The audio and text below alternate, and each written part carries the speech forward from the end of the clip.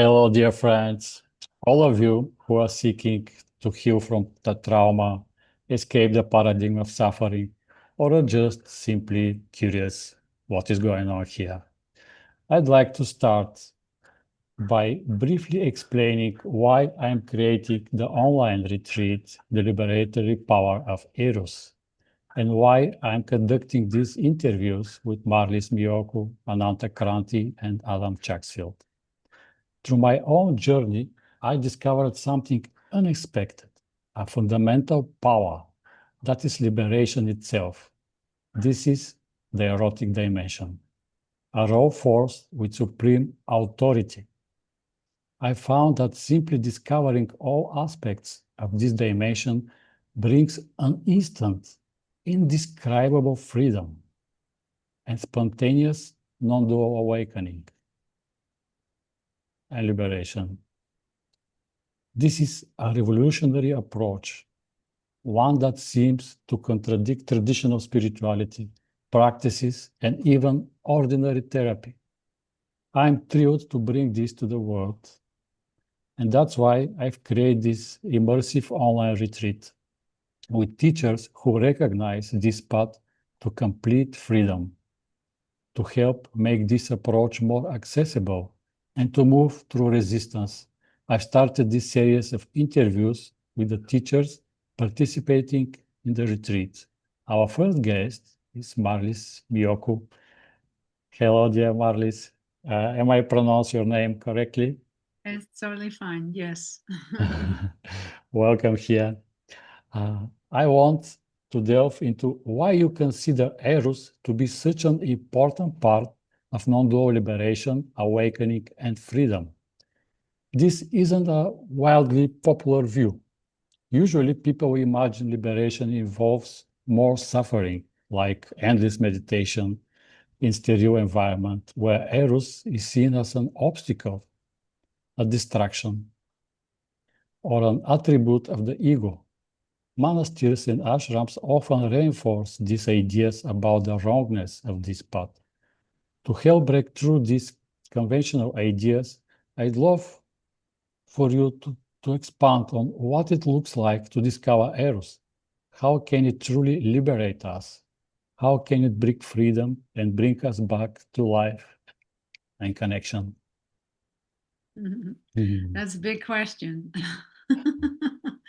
So, I think first, before we even can answer that question, is what is Eros? Because the moment we use the word Eros, everybody has another idea what this word means.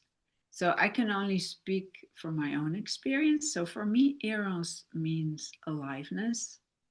And for me, Eros is, when I really feel inside, it's a very alive energy that's here, that's natural to me, to all of us, really.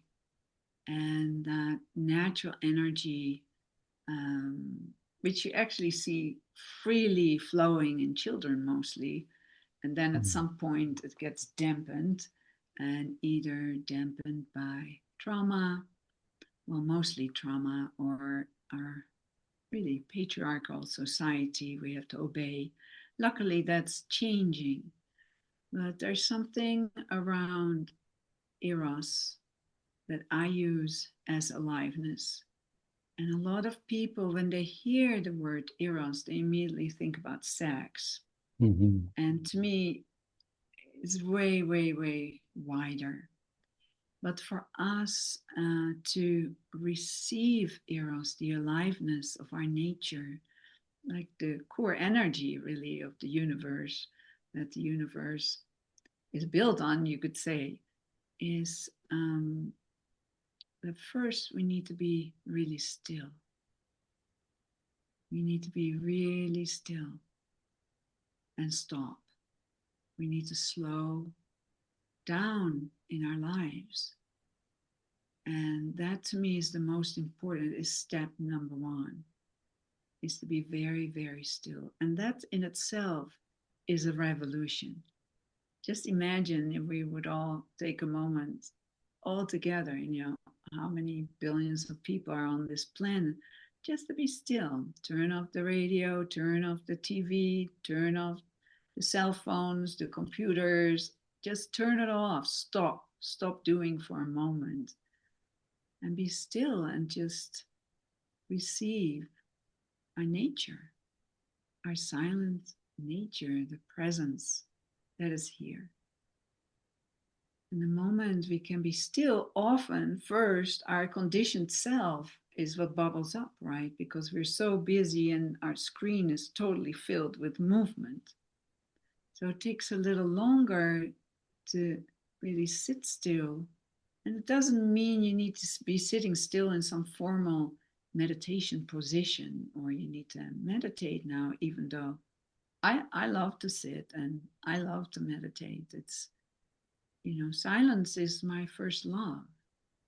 So when we take a moment to stop, to slow down, to leave the busyness of life behind for a moment, see the busyness of our inner mind, in the mental mind or emotional body or physical body, and then connect with that, what's deeper than all this stuff that's going on with our nature, and rest here, then really we can start and get curious, what is Eros, So to me, we need to lay first the ground to connect with Eros. So we know that we're truly connecting with the nature of Eros, with the goddess of Eros. I know Eros is seen in the Greek mythology as a god. To me, in my experience, if I would put a label on Eros and aliveness, to me it's the goddess of aliveness. It's the flow, the natural flow of life. So when we sit still, we leave our bodies behind, all form behind, and we allow ourselves to rest in our silent nature, that silent being that is looking out of our eyes. And then we come in that pure emptiness, that quiescence of life. And then just wait long enough till Eros aliveness starts bubbling naturally from Mother Lover Earth, from our bodies, from that pure emptiness that you are, that we are, that we all are. And then when that aliveness, when that Eros aliveness, that goddess touches us, it's the sense of the porousness in our skin, porousness in our hearts, in our bodies, receiving that aliveness. So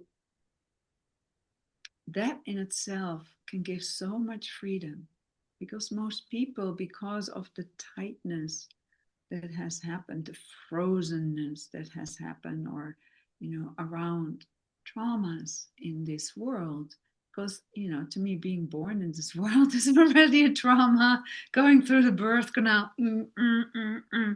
if you're lucky these days, you naturally birth. Mostly it's now all how do you call that, cesareans. So many unnecessary cesareans, but that's a whole other story. That's very traumatic to be born like that. So how do we start?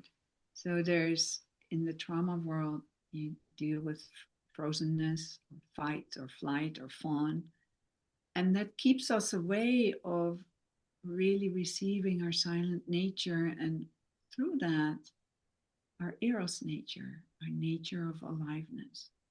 So I feel it's, for most people, a step-by-step process to even have a taste of the silence of our nature, and then to have a possibility of the Eros, the aliveness of our nature, because it needs to go through all these layers, these veils that need to be unveiled so we can come into this porousness of our skin, of our nature, of our body, our emotional body. And so I would say that's the first few steps that need to happen before we even can think about liberation and enlightenment and freedom and God knows what and sovereignty. So, Mhm. yeah. What I discover is this supreme allowance. Am I pronounced correctly this word? Supreme allowance, everything to be to express in way wants, and even um, you mentioned silence, but here also is movement, is this Yes. expression of that, and Yes. and this recognition, the whole system. There is no one wrong. Nothing wrong can happen. Yes. Everything is exactly as wants to be, even more and more. Exactly. Yeah, Yeah. and when this recognition happens, it's guys, here's something else is going on. Yes. Yeah, Yes. Yes. Yeah. yeah, Very alive. Huh? yeah. I was just the other day, I was for a few days at the beach here in North Carolina. I live in Tennessee. And I went with some friends to North Carolina. And so we swim here in the rivers, which is wonderful. But to swim in the ocean. So the first day when I just went into the water, it was warm weather and the water was quite warm. And I walked in, I was like, oh, oh my God, oh my God, it's so good. So while I was swimming, I was kind of screaming. People around me were like, well, what's going on with this lady? And I was kind of like, isn't this fantastic? It's so good. This silky, salty water, it's just enveloping me. And they were just rolling their eyes and just swam away. But it's like this, the more we can be here and we are freed from that suffering that we all have here. We all have the experience of suffering till it's not. So yes, there is a place of the suffering coming free from that and growing through that, and there is a way of, you could say, growing from through pleasure and eros or aliveness. But in a way, either way, eros, aliveness, touches what's not free or joins what is already very, very free and make it even more free. Yeah. Ah, So to me, that's very exciting. And so it's a learning of, yeah, how can I say it? It's just a learning of becoming one with love, becoming one with this flow of eros, with this alive flow. And my sense is, first we just do it for me, myself, I just mhm, wanna feel it for me and learning that. And then at some point we get filled up or we get that taste so much, and then it goes more to we, if it's me and another person or me and nature. I live here right in the forest, and I'm making love with the trees and the leaves like every moment. That's very erotic, it's mm, very sensual and alive. But I think first we need to have a sense that it gets opened here before we can receive another, and that we can play together. And then when it becomes a we, then it becomes like, wow, it's like an all encompassing, I don't know how you say it correctly in English, but then it's all of life. We know we're being lived and something, that's way bigger than just me or you and me. It's just we're being taken.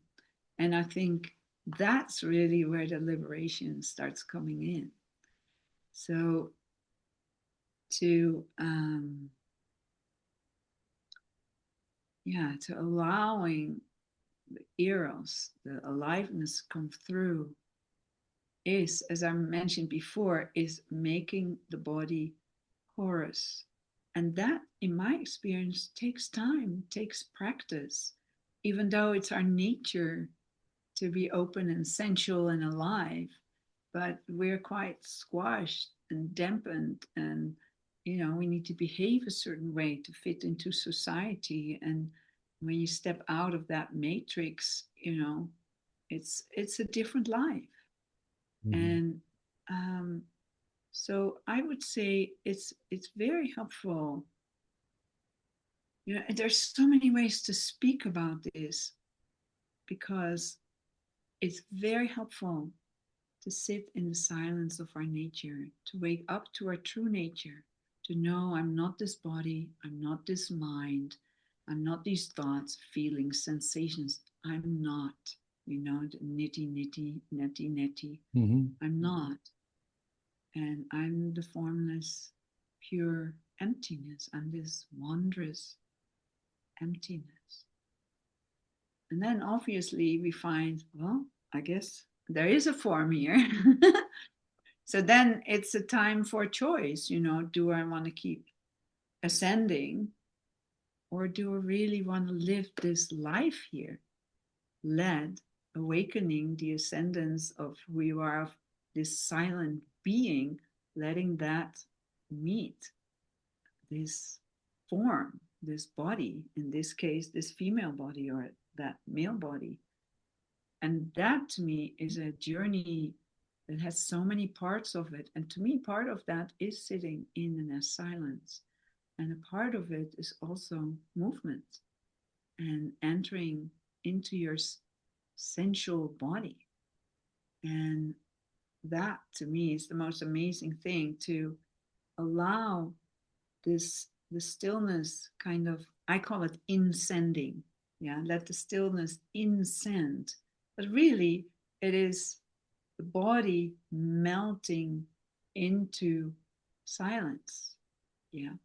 Mhm. And when that happens, they come together. They're not two anymore. They become one body being, you could say, one body being.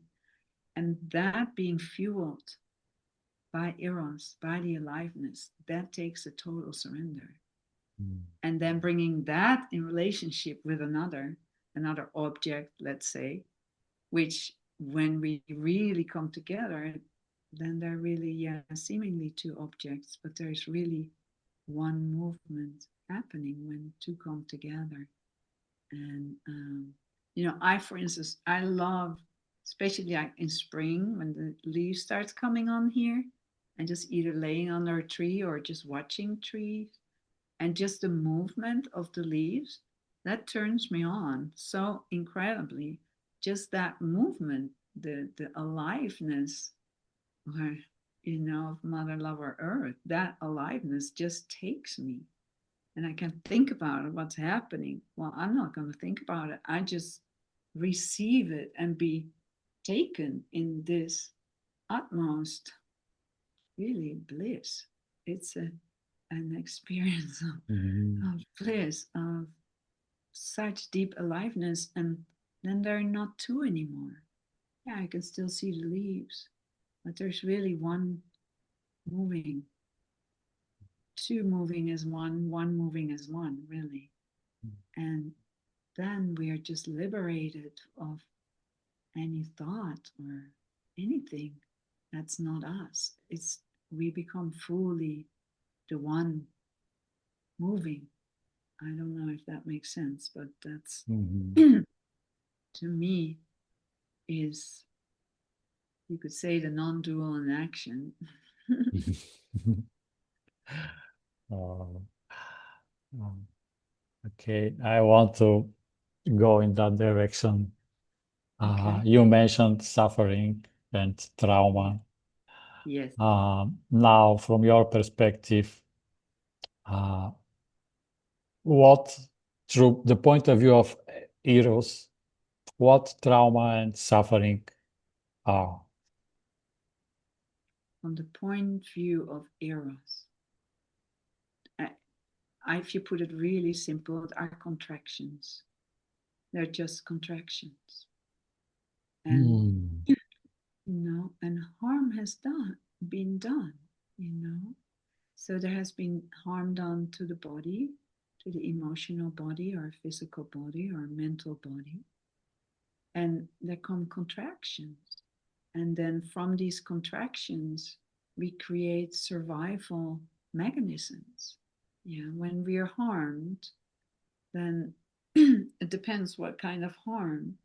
As a, for instance, let's say your needs are not being met when you're growing up.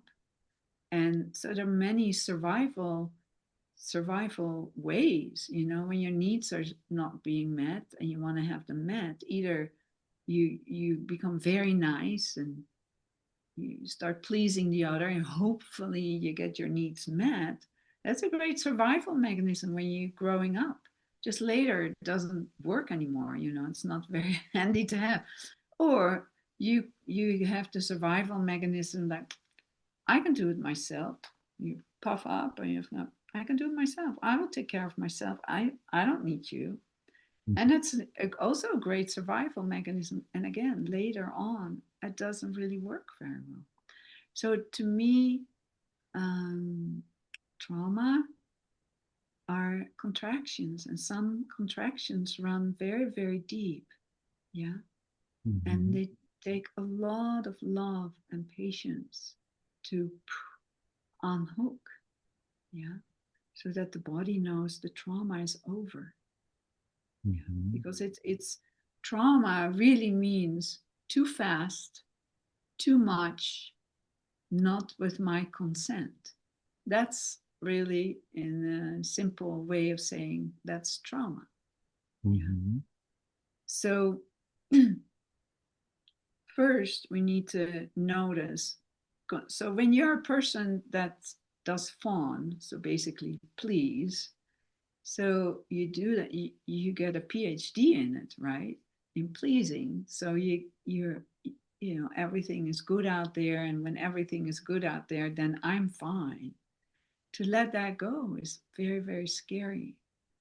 So we need to go into the body and notice what happens in all the belief systems that are connected to that. But it's really coming in the body, feeling the sensations.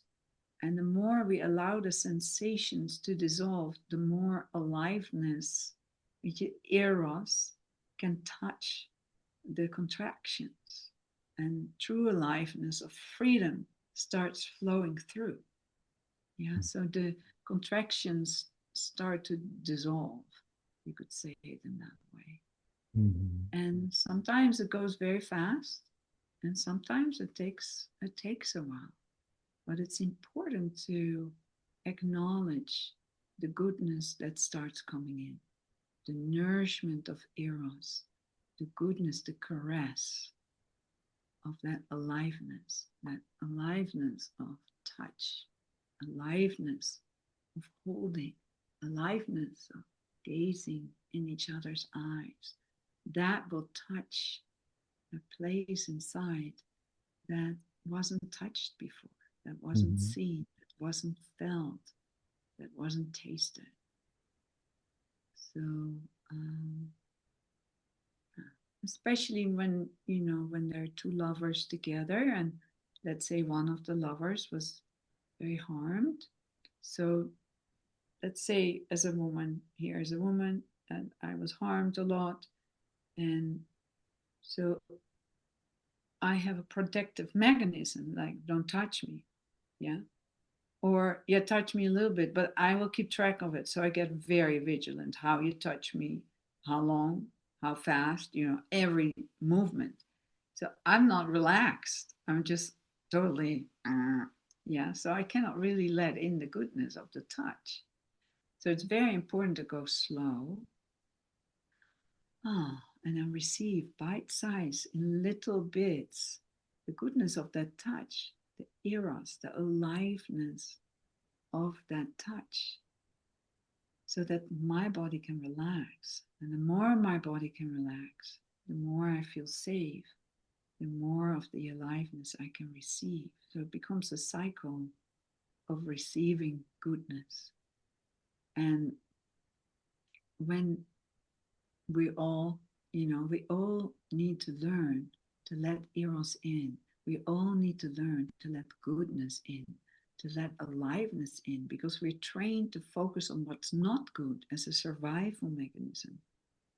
So living our lives from Eros, from aliveness, really means like knowing, like I can make a choice, you can make a choice, where I rest my consciousness. And that's very, very important. When we realize I can choose where I rest my consciousness, it's okay to rest my consciousness in pleasure and eros and goodness. And I don't have to stay in the suffering. I don't have to suffer forever if suffering is here. Yeah. And Yeah. pleasure is here. It's okay. I've noticed in working with men and women, and I say, okay, well, what's good right now? We're in the middle of something. Well, what gives you pleasure right now? Well, yeah, but I need to stay with it. I said, no, you don't have to. Just what's good right now? Is there anything good? And they often have to think forever. I said, well, is it good we're here together? Yeah, that's good. Feel that. And then it can build what's good here in the room. Oh, I love that lamp, or I love the color of the wall, or those flowers. Breathe that in. And then more and more Eros aliveness comes in, and you can feel pleasure, goodness, aliveness, and that starts growing. And then your life starts changing. That we know I have a choice where I rest my consciousness every moment, every moment, every moment. Beautiful. Okay. Let's start from, to continue from here. Let's say that suggestion that suffering is because um, I am shamed or scared or I am suppressed my power that I am here and I'm living in something like I'm here by chance. Sorry that I'm here. Yeah, Somehow I will move yeah. without disturbing you. So suppression, and the system is contracted, of course, of fear. So suppression of power. Yeah. And how with Eros we can shift this from terrible experience to playful experience and to play with that without something dramatic or therapy. Yeah. Yeah, you don't need dramatic therapy. It's first you need to have the willingness that you want to be free of that suffering. You want to really be free of that, you know? Mm-hmm. And then, it reminds me of I studied psychology in Amsterdam, and I always wanted to start in kind of like a center where people would hold each other. Yeah, you would walk in, and there would be just a big mattress on the floor, and everybody would just be laying around holding each other. Yeah, and you can call it holding therapy, but really, holding is natural. Yeah, so to me, holding, that sense of safety, of holding, but a lot of people have fear to be held. Yeah. Mm-hmm. So tell me the question again. I forgot. Okay. So uh, I can feel all these uh, let's say what I pass uh, in the past, and I couldn't release until Eros appear, and this is by itself. So So tell power, me first power, what that means for you, Eros. When Eros appeared, what was your experience in that? What happened? allowance. So power is here. Power is suppressed by how you mentioned in our childhood. This is like, yeah, pattern model of way of living life. Mm-hmm. But still pattern is working and suddenly Eros appear as, okay, power is here, power is allowed, it is here. And then just like a play suppression. Ha! So both are allowed, both are okay to be here. It's a, like, yeah, you can play contracted, you can play this. It's always freedom. You can play what you want. And Yes. and of course, Eros wants more expansion. Even uh, then appear speaking. Before that, speak, sorry, am I speak right? Or it's suddenly, to speak is so erotic. Wow, this is so beautiful thing here, that this possibility is so free. So, and I'm looking at you and you're speaking, you're sharing. This is, it's so beautiful. This is, I can say it brutal, but in beautiful way. It's like a, Yeah. ah. Yeah. It's It's like the channel is open, eh? yeah. And There's not a stop, but the channel is open. yeah, You could say the spirit of Eros is alive, and it takes everything, and it's fine with any movement that's here, any expression that's here. yeah, and it's taking even suppression as a erotic role. Okay, play suppress. Power is here, allowance is here. Right. You're there's an allowance to play it small and contracted also. Wow. And seeing this through this, it's a undescribable. Yeah,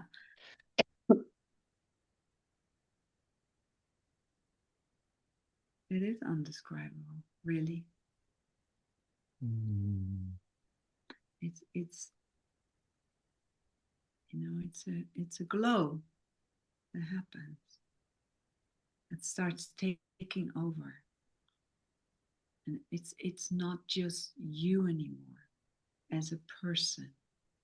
It's just aliveness being alive. Yeah. It's Yeah. kind of like you could say the original desire of the cosmos, you know. It wants to, I assume, it wants to be alive. It wants to be here. It wants to be love. But you know, I feel with Eros or that desire, there's a passive part. You could say to it, this the sitting, and there's an active part to it, to to live it in out.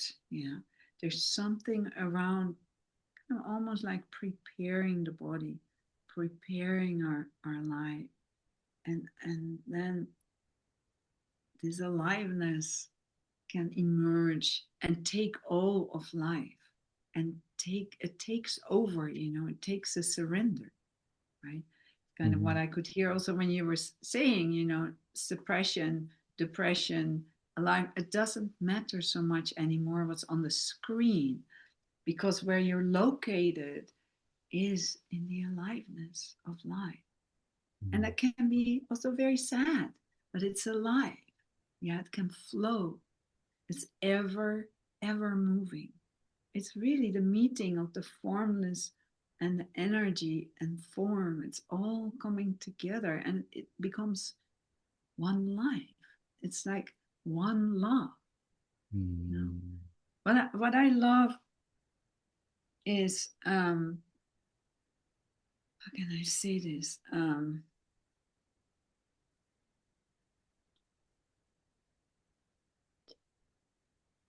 Because often Eros is in partnership, if that's what you want in your partnership. Yeah, there are many forms of partnership that people choose, and let's Eros is the aliveness, sharing the aliveness together in word, in movement, in bodies, bringing them together. Also, I remember, I grew up in Amsterdam, and you have the Beguines, and I don't know if you've heard of the Beguines. That are a group of women They were mostly in Europe, in Holland, in Belgium, in France. That's kind of where they were. And they were independent women, and they were independent of the church. And they had their own love affair with God or with Yeshua. And they were not very much loved by the church. The church didn't like them because they had this love affair with God or Yeshua. Yeah, and it was not them loving God, but also God loving them. It was like a true love affair. And they were just, their poetry is amazing and their lives were amazing and they were serving, etc., the people. And they earned their own money, which was kind of unheard of then, you know. But what I love about that is that mutual love affair, and then just this complete surrender into the bliss of life. Like there's not two anymore. Yeah. To me, that's the invitation of Eros, is the invitation of the aliveness of silence, silence becoming Shakti, silence becoming the divine movement of eroticism, you know, of aliveness, vibrancy, and let that touch the flesh and let it be lived to the fullest. And yeah, that's very liberating. It's very Yeah, free. Yes. this is so beautiful. But in order to reach this place, as if it is Yes. not here, Yeah. Yeah. uh, Yeah. Yeah. uh, uh, can you can we say that there is only eros, and to see everything as erotic play, and to shift these personal issues of living life, suffering, being small, contracted. Takes practice. In my world, it takes practice, and that's what I offer. You know, I've kind of two branches of my work. It's one way is the silence, and that's for men and women, and it's really all around meditation and satsang and taking you by the hand to wake up to your true nature, and then learning to stabilize as your silent nature. And then sooner or later, this aliveness, the eros of you will come and take you and brings action into this world. And it can be in many ways, in partnership, in a love affair with a partner, in a love affair with your work, in a love affair with nature, in a love affair with making babies. You know, it's for everyone, it's different. And then another branch of my work I call the way of woman. And it's bringing silence and sensuality together. So with both, there's the practice. It takes practice to sit, it takes practice to move, it takes practice to really learn to feel my belly, to feel the goodness that's here, the aliveness that's right in my belly. It takes time to learn, like, how can I rest my consciousness in my belly? Well, it sounds really simple. It's super simple.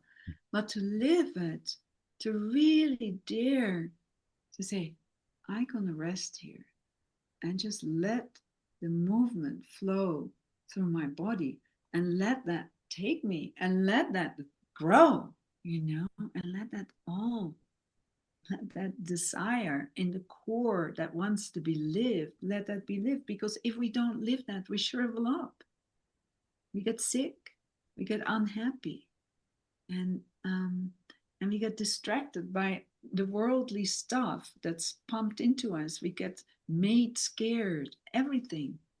That's not us. And as you said, aliveness is here, it's always here. But we need to make the choice, we all need to make the choice to rest our attention there. And it's so simple, but it's hard for people to just relax,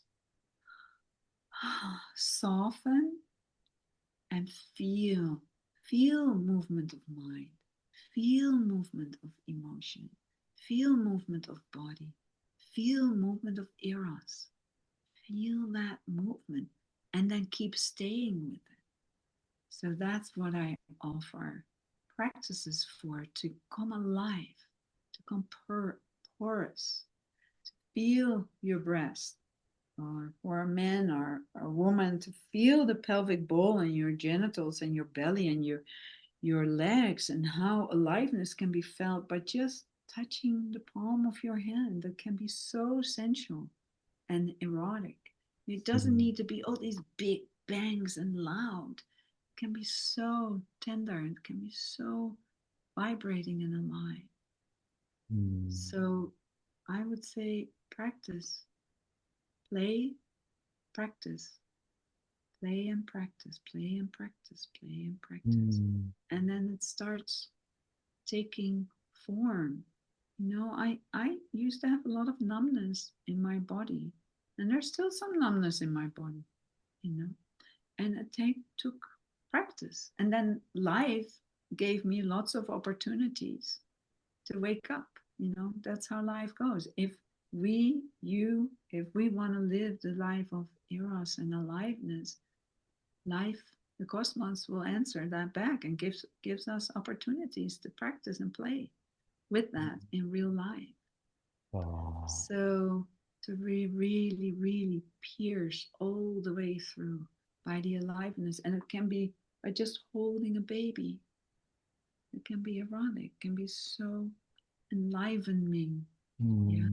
So We're looking beautiful. here into each other's eyes, and it can be so enlivening. Yeah. And just to be in nature can be so enlivening, or to lit a candle can be so enlivening. It's like every moment, it becomes to every moment till there's not many moments anymore. It's only one moment of aliveness, and being alive in pain and being alive in pleasure. It's all wants to be lived. How does love want to live as us? How does eros want to live as us? And then we have the capacity to live as that. And to me, the experience tends to be, it's like when it's so still. To me, resting in the silence of my nature is so erotic, is so vibrating my whole body. That to me is my deepest love. It's so alive and very, very, very still. So still that it hurts your ears, and so alive that I feel it's this, like every cell is being touched with a magic wand. Bing, bing, bing, bing. So it's like when we sit and rest as silence, it fills the body with life. It's the highest food. It's the highest food of love.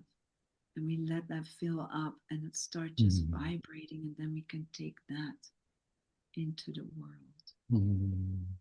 I guess that's my deepest passion. Thank you for that. Can you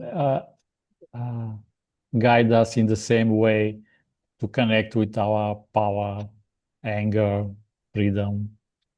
Because Yeah. it's easy for the outside, it's okay. Touching babies, okay. But when Yeah. we don't go there. Yeah. Here Very, it's very. okay, but here no, no, no, Yes. no, no, don't touch. Yes. Yes. Do you have a light? Because it's hard to see you. Uh, the light is with photo something, and yeah. So Okay. no. Okay. Yeah. Okay. Okay. Good. So yeah, that's a very important point. To meet anything, it's really to come intimate, to total intimacy with all of life. You have in Zen Master Dogen, and one of the sayings he said, which almost always is with me, is enlightenment is the total intimacy with the 10,000 things, which really means the total intimacy of all of life. So, yes, when there's anger, that vibration of anger in the body, to allow oneself to feel that sensation. It's almost like you cut off the label anger and just receiving, allowing yourself, myself, to feel that vibration and to see what it's like to feel that and stay with that. Same with the vibration of sadness. Can you feel it as erotic, this power in us?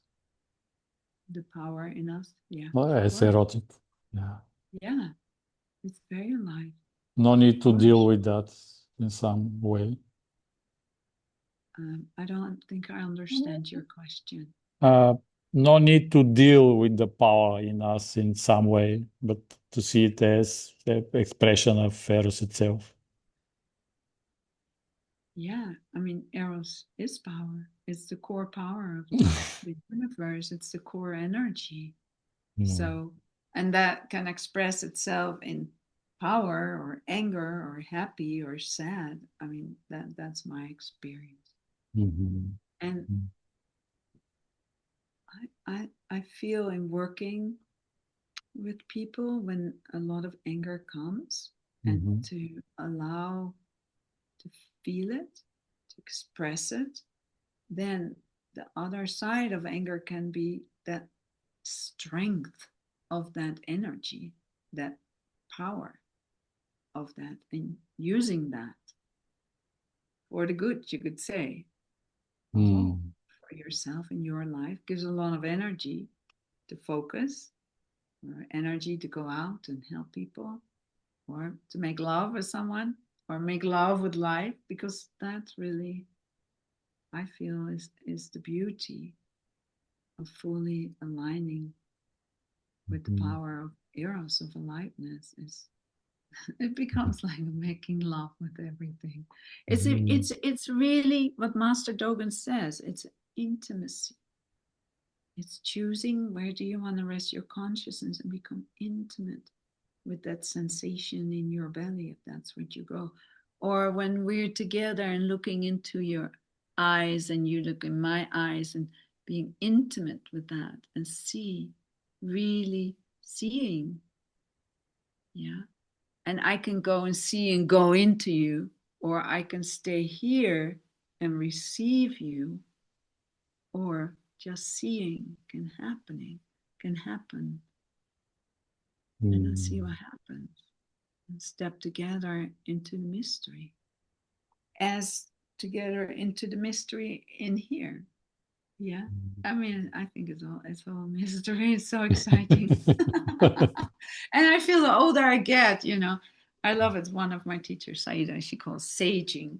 We're saging, we're not aging, but saging. Yeah. And so it's just, life is amazing when we dare to live it. That's it. When we dare to step in. I go in a few days, I leave for South Africa and be in the wilderness just with a backpack, a mat, sleeping bag, and no phone, no technology, no clock, no nothing. And we are with a small group of women and 2 Zulu guides, and we will be there for 10 days and just walking. And hopefully, when you're in the wilderness, your nervous system starts calming, and you come really into the pulse of nature, the natural Eros, aliveness of nature. Then the animals come, the lions, the giraffes, the elephants. I'm curious what animals I will be meeting there, but it's then that intimacy, intimacy when there's fear, intimacy when there's anger, intimacy when there's love, intimacy with that, and then intimacy with the outer, inner, outer. It's all same. It's just intimacy with the 10,000 things, being connected, truly connected. This society, they say it's all about connection, and you can text more and text better and whatever. Yeah.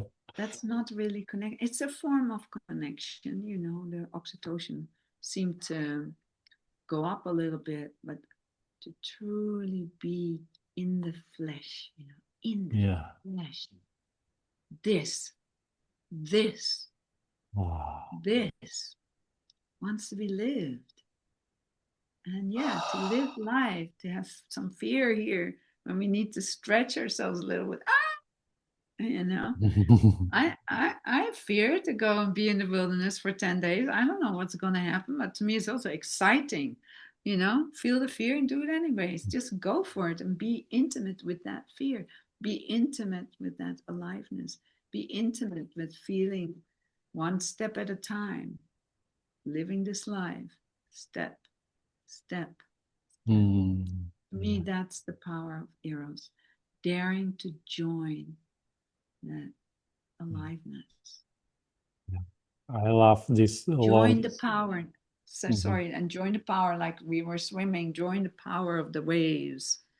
It's joining the power of life. I love this word intimacy, to be intimate, because let's expand a little bit here, because intimate doesn't mean only to be with something, but to be in erotic relationship, because intimacy, this is erotic itself, this is erotism itself.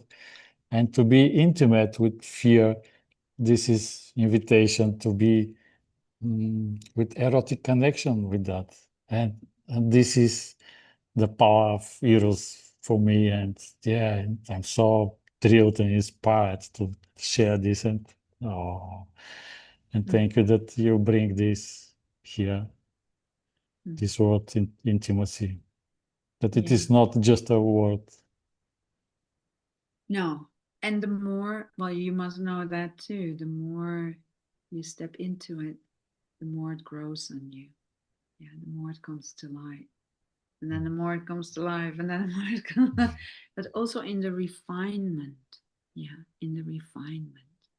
So, for instance, for me, being in female form, and so when I'm gonna offer a retreat around awakening the breasts, and the more we touch the breasts, the more we find the fine energies of that aliveness, the preciousness. Same with skin. The more we enter the skin and feel the touch, different kind of touch, how this touch just opens up the rest of my body. It's like it starts growing, coming alive. It's in ways that you cannot know beforehand.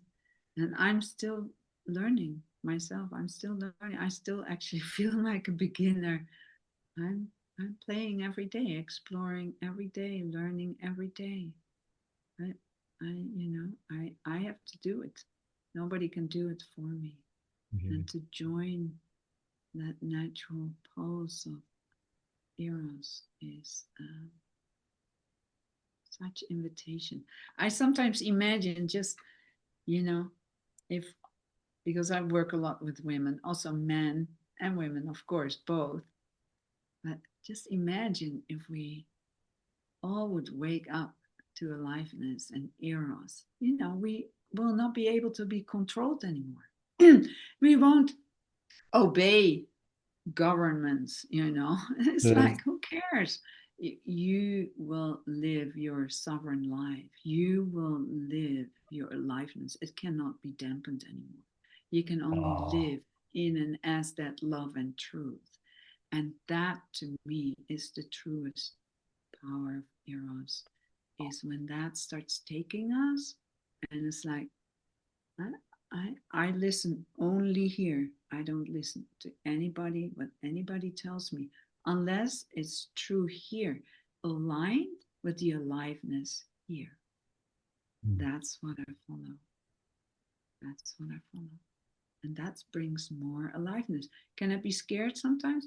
Of course, it can be scary because I'm outside the matrix. I'm not in that anymore. I'm in the world, but not of the world. Wow. It's very freeing. And through that, I can be there for others, truly. I don't have to suffer with people. I can join them where they are, so they can feel that awakeness, that aliveness. It's a transmission, same as here. There are transmissions happening here between us. Yeah, I can And feel it.